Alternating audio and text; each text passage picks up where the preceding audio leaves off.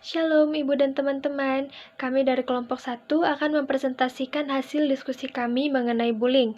Sebelum kami memaparkan hasil diskusi kami akan memperkenalkan diri. Yang pertama, Anggi Anggrini Boru Sembiring, yang kedua Emma Viana Manik, yang ketiga Melia Karlina Sari, yang keempat Nurani Siburian, yang kelima Rosa Adelina, yang keenam Yulia Novisandi.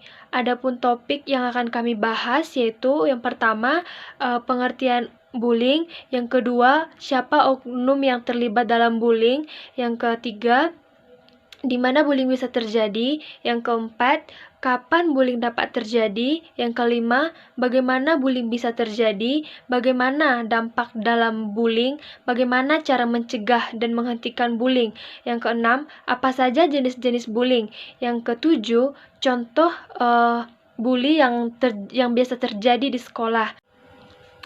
Saya akan menjelaskan pengertian dari bullying. Kata bullying berasal dari bahasa Inggris, yaitu dari kata bull, yang berarti banteng, yang suka merunduk ke sana kemari.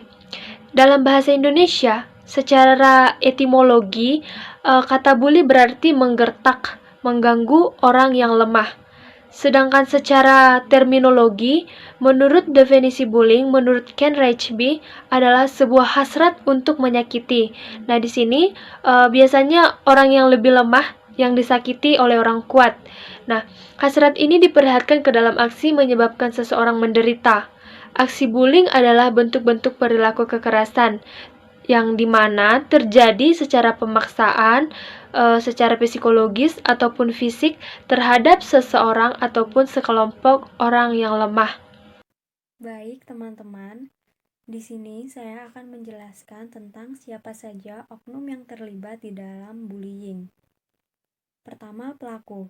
Pelaku bullying adalah orang atau sekumpulan orang yang melakukan penyerangan kepada orang lain atau kelompok orang. Nah, di sini pelaku adalah sosok yang dominan biasanya di dalam suatu komunitas.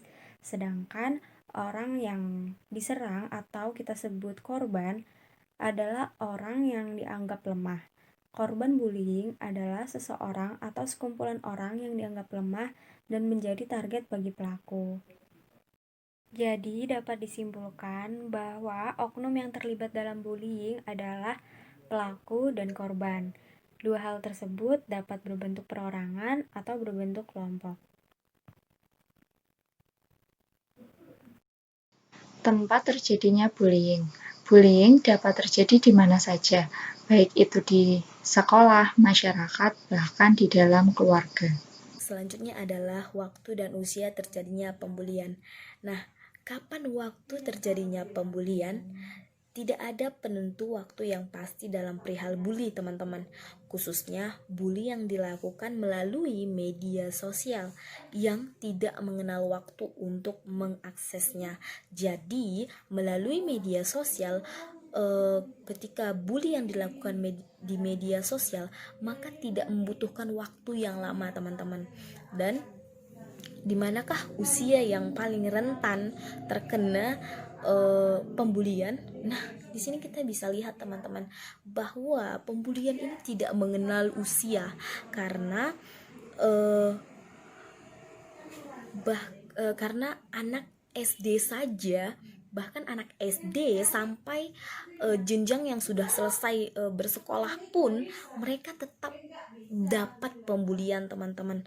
Jadi kebanyakan orang itu akan menyadari dirinya itu dibully oleh seseorang itu pada saat mereka remaja. Nah, pada saat mereka memasuki usia remaja, teman-teman.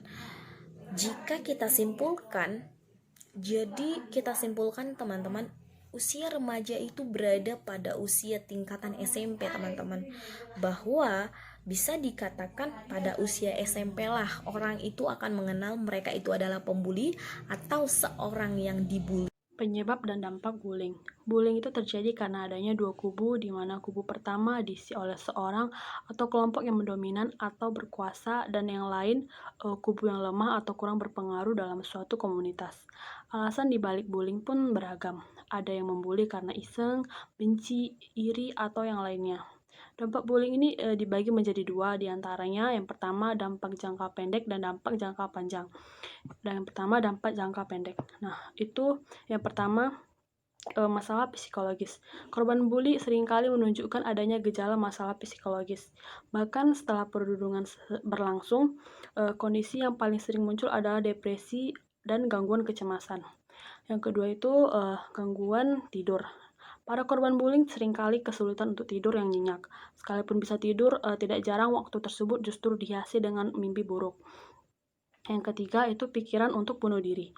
Dampak bullying yang satu ini tidak hanya bisa menghampiri pikiran orang dewasa.